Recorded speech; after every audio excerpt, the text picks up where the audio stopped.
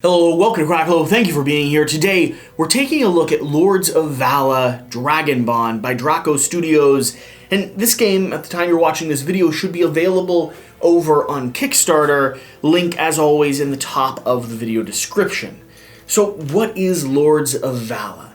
Lords of Vaala is going to be, I believe, a 2 to 4 player, possibly 1 to 4 player, I should check the box for that, a 1 to 4 player head-to-head game where you're doing your very best to scour the map, establish territory control, gain resources and power in order to score or hit a certain objective, which would either be 10 resources, 10 power on your own, or 15 if you've bonded with another player.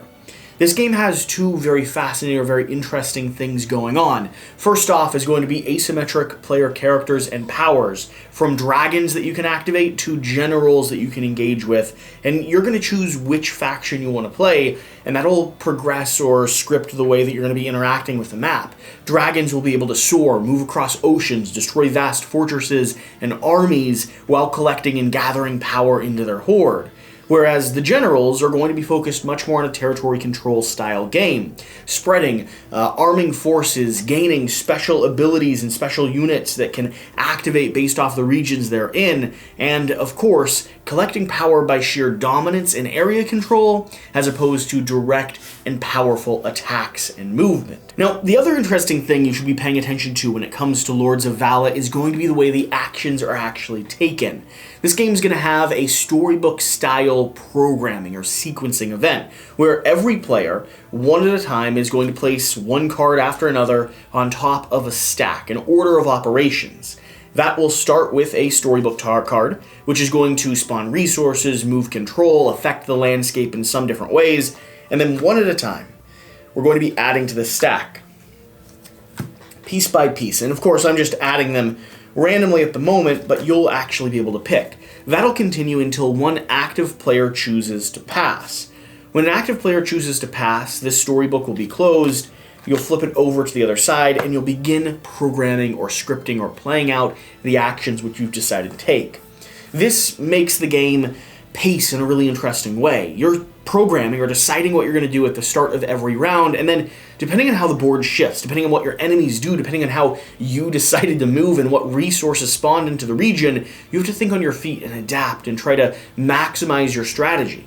Along with that, the person that passed first is going to get the first player marker, which can be critical to the start of the next round, as resource and power will be spawning, and if you went for an approach that was trying to get you to gather as much power as quickly as possible, getting that first player token, getting that first player marker at the start of the next turn could be part of your strategy. Now, as the game starts, you'll be doing your best to adjust or think on the fly, working your way through this program stack. And there's another important thing we should be pointing out. Generals and dragons can bond together.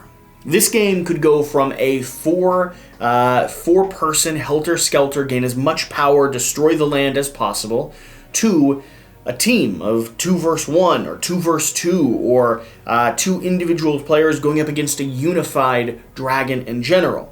When a dragon and a general move into a similar region, not during a battle, you'll be able to roll 2 of these dice. If both of them are a match and neither of you decide to spend any power to re-roll, you all will be bonded together. That means you unlock a special ability, a Dragonbond ability, and both of you are now allies. The object of your game is now to score 15 power as opposed to 10 as an individual. And this shifts the nature of the game as well. Who do you bond with? When do you decide to create a unison? Does someone go for a victory by bonding a dragon who is close to or about to win themselves? It really changes the nature of victory conditions, the puzzle you're trying to solve, and impacts the game in a really dramatic way. One of the games that we had resulted in the 2-player version of the game working as a cooperative game against the AI system itself, which was fascinating that a game that starts off competitive could do something of that nature. So, once the game begins, you'll be working through this program stack of cards that I was telling you about. Dragons are going to have Wrath, Horde, Soar, and Vala, and Ilaria, or generals, are going to have Assault, Harvest, Maneuver, and Vaala actions. And each of these actions are going to have similar iconography, but they're going to interact differently on the board. Dragons with Wrath are going to be able to zoom into a region, and depending on how wounded or damaged they are, they'll be able to roll handfuls of dice or piles of dice and deal a lot of direct damage from a single major blow. Then they're going to be able to play horde cards, which allows them to collect resource from where they are, swallowing all of the power available as long as no other units are there contesting them. Finally, they're going to have a soar action. A soar action will allow them to move over open ocean tiles, really reaching any part of the board they want as long as they have a direct line to fly or soar over. And then Vala actions, which we'll get to in just a moment. Generals are going to have assault actions.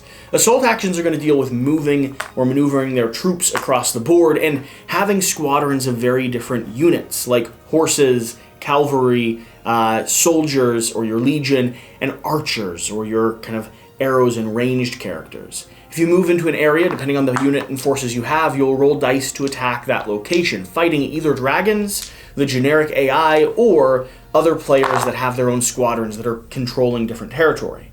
From there, you'll have a harvest action. This is going to allow you to collect power, not solely from one region based off your force there, but from every region where you currently occupy, allowing you to potentially swallow up swaths of power in a single move. And then finally, maneuver. Maneuver is going to be positioning based on where your general is and what open areas are on the map. If there's an empty area, you'll be able to reposition and establish control of that zone. Now, generals are also going to have location cards, which are going to be these cards here. These are going to be 3 additional actions you can play to reinforce your location, from spawning new troops, setting up a citadel or a castle that's going to allow you to give yourself more defense, and of course, recruiting specialized units or specialized mercenaries from every region of the map. These cards here are going to be your army. Your army are going to have special abilities that tie to every individual piece, and depending on where you are, will determine what region you can hire mercenaries from. They all have their own special abilities, and so you might go out of your way trying to get one of these recruited into your arsenal. Now, the last action I didn't cover with both players is going to be the Vala actions. The Vala action is either going to be spending power in order to play and utilize a special ability card, or drawing one of these cards up into your hands. Now, both the dragon and the generals can utilize this, bringing up Vala and utilizing Vala, and these are going to be abilities that allow you to do extra movement, right? Off-turn actions, like flying across the ocean, moving giant swaths or 6 troops at a time into a single region, or targeting and attacking depending on or adjacent to a certain area. These actions are meant to be one-time use and oftentimes present something that allows you to subvert the rules of the game slightly. So that's the primary structure, that's the primary flow. And the object of the game is, like I said, this puzzle where you're trying to work out where power is going to be spawning. You're trying to move across the board and do your best to secure that power. Generals trying to establish territory control, and dragons not only are able to gain power from where they are on their tile, but also for every 3 units they kill, they're able to swallow and collect more power. Dragons are looking for 10, generals are looking for 10 unless they're bonded together, which means they're looking for 15. That's the nature of this game. Now, if you're playing with less than 4 players, you'll flip these boards over and run an AI character, which has a scripted system always looking to go after a targeted zone where the most power is located. And to be honest, other than a few instances of AI determination, a lot of the times the AI was actually fairly brutal, spawning a lot of troops, maneuvering, attacking, getting special powers and abilities, even bonding with each other in a 2-player game. The AI system here works fairly well, and while I don't think it is the best way to play the game, I do think an AI unit does supplement and continue the feel of the game really effectively. So, that's going to be Lords of Vala. Now, what might you be looking for in this game, or why might you like this game? First off, for me, the nature of the programming has a really interesting puzzle to it. The game plays in about 45 to 60 minutes, and this is always interesting to watch how it resolves, and fun to kind of lay claim or decide what you're going to do 2 or 3 turns down the road, because the farther you get in that program chain, the less information you have, meaning the board state could be transformed by the time you get there, and you really have to think on your feet and adapt based on what you're trying to do or where the power has appeared. Along with that, if you like area control games, this one adds an interesting lightweight approach to the genre. It's not solely area control. As the dragons, you don't worry about area control at all. But as the troops, you are maneuvering, positioning, trying to secure your forces and cover the land, and you have real threats trying to work against you, from other generals to the dragons that are able to destroy your forces, and honestly want to because it's one of the ways they gain power. There are some things that I think some players will really love in this game. For instance, the Dragonbonding ability. I don't know that I've played a game that can flip the script so directly. I know I've played some games where you can decide to ally with someone who's kind of at the back of the line, but this allows you to do your best to force a Dragonbond, harness your power together, and tie someone's victory condition to your win or loss condition. It's a really interesting twist, and the powers and abilities you get from Dragonbonding and deciding who you're going to bond with creates an interesting dynamic or negotiation to the game. You can force someone to help you, or you can decide to work amicably together and do your very best to win and crush your opponents. Now, there are some things that I'm still looking for when it comes to the finished copy. This is a prototype we're working with. I would honestly love to see more powers, abilities, and fun things to do in this game.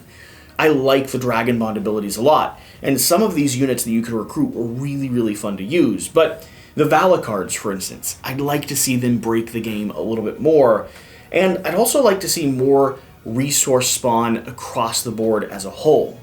I'd like more power to be on the board, more opportunities to grab and squabble and fight over the resource that's there.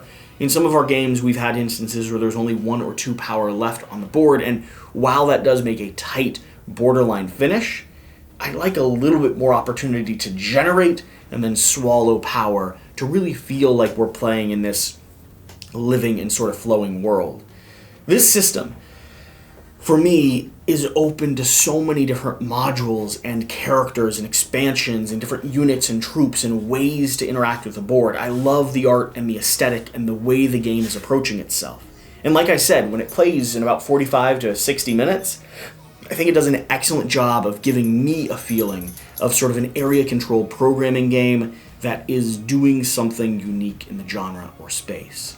I think there's a lot of reasons for you to be interested in this game. I would encourage you to go check out the Kickstarter page and take a closer look to see what they're adding, what other features they're showing off, and watch our gameplay video to get a sense of exactly how it operates and flows. Whatever the case, though, whatever you do, remember to do the important thing. Get out and play some games. We'll see you next time.